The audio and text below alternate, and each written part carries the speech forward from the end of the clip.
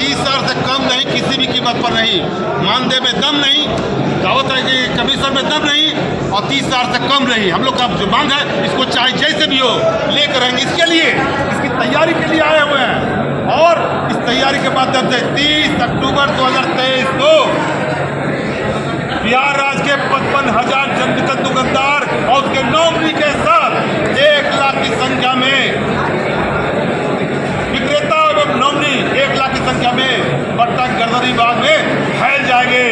एक डीलर पहुंच करके सरकार पर दबाव बना के 30,000 रुपये के मानदेय पूरा कराने के लिए बिहार सरकार के मुख्यमंत्री के खिलाफ प्रदर्शन करने के लिए जा रहे हैं। और अगर हमारा मांग में थोड़ा सा विलम्ब हुआ तो 1 दिसंबर 2023 से मांग पूरा होने तक अनिश्चितकालीन हड़ताल की घोषणा बिहार स्तर से भी की गई है। और हम लोग का बिहार स्तर से मांग किया लोग ने all India fair price shop dealers federation के राष्ट्रीय महासचिव विशंकर बसु जी देश भर के 5,38,000 जन्मगत दुकानदार अनिश्चितकालीन हड़ताल पर 1 दिसंबर से जा रहे हैं। और इसके लिए बहुत बहुत धन्यवाद देंगे राष्ट्रीय महासचिव विशंकर बसु जी को। मैं तो बिहार से में कर रहा हूँ, आपने देश भर में कर दिया, ऐसा ताकत मिलेगा। और बिहार के साथ देश भर के जन्मगत दुकानदार हम लोग का साथ दे रहे हैं। इस बार 30,000 रुपये मानदेय हर हालत में लेंगे, हर हालत में लेंगे। बिहार सरकार, सुनिए, आपने पूछा कि बिहार सरकार के अंग है, मैं मानता हूँ बिहार सरकार के जेडीयू का मैं कार्य करता हूँ। कार्य करता रहते हुए भी अगर हमारा मांग पूरा नहीं करेंगे नीतीश जी, अगर हमारा डीलर भूखा रहेगा तो हम ऐसा संगठन में रहे न रहे कोई फायदा नहीं है। मैं खुल के मैं बोलता हूँ, जरूरत पड़ेगा अगर मेरी मांग, जब गुजरात का जो प्रदेश अध्यक्ष प्रहलाद भाई मोदी, नरेंद्र मोदी के भाई वो 30,000 रुपये दे सकते हैं। नीतीश कुमार का एक कार्यकर्ता मैं भी हूँ, मैं तो अभी हूँ, जरूरत पड़ेगा तो मैं छोड़ भी दूंगा। अगर मेरी मांग पूरा नहीं हुआ तो जैसे गुजरात सरकार के प्रहलाद भाई मोदी के आंदोलन में 20,000 रुपये दिया गया, तो वरुण कुमार सिंह के आंदोलन में मुख्यमंत्री नीतीश कुमार को 30,000 रुपये प्रति माह मानदेय निर्धारित करना होगा। मेरा नाम वरुण कुमार सिंह, प्रदेश महामंत्री fair price dealers association Bihar पट्टा। मैं चाहूँगा कि आप लोग इतना डटे रहे अपने जनसंख्या के साथ कि मुख्यमंत्री के महोदय से मिलने के लिए मुझे समय मिले, यही मैं इससे आग्रह करता हूँ। एवं अगर 30 तारीख को नहीं मानती है सरकार तो 1 तारीख से हम लोग हड़ताल का भी घोषणा किए हुए।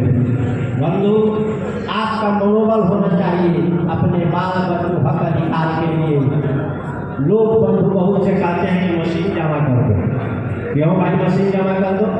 अगर आप में दृढ़ता है तो अपने मशीन को घर में रखें, लेकिन चलाएं नहीं। ये आपकी हिम्मत होनी चाहिए। लड़ाई में कहा गया है दोनों तरफ से तीर धनुष चलती है, ये कोई जरूरी नहीं कि हम दूसरे को मार दें, हमारे साथी भी घायल हो सकते हैं। इसलिए अधिकार के लिए आपको लड़ना होगा, मरना भी होगा। इसी संकल्प के साथ आप लोग 30 तारीख को आइए और आपका मैं स्वागत करता हूँ पटना के गर्दनीबाग की धरती पर। बंधुओं, आपकी यहाँ समस्या अभी हमारे विजय बाबू विक्रेता न होते हुए भी आपकी समस्या को पटल पर रखने का काम किया। समस्याएं सर्वविदित है, गोदाम से कम अनाज देना, दलाली होना, हर ब्लॉक हर जिला में दलाल बहाल है जो अफसर से मिल करके कमजोर विक्रेताओं को कम करना। अभी हमारे एक विक्रेता व्हाट्सएप पर डाले हुए कि खाद्यान्न हमको कम। हमारी एक महिला साथी बबीता सिंह जी हैं, उन्होंने दिखाया कि दीदी भाई मेरे पास एक खाद्यान्न मिला है जो आदमी क्या जानवर भी नहीं।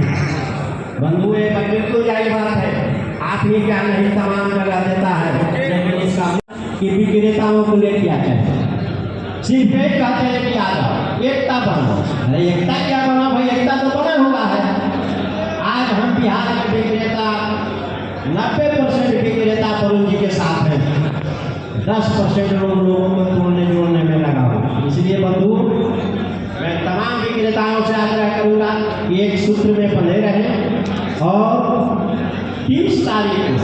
30 अक्टूबर को पटना के दलदली बाग में अपनी ताकत एवं एकता को दिखाएं ताकि सरकार आपकी मांग को मानने के लिए तैयार है।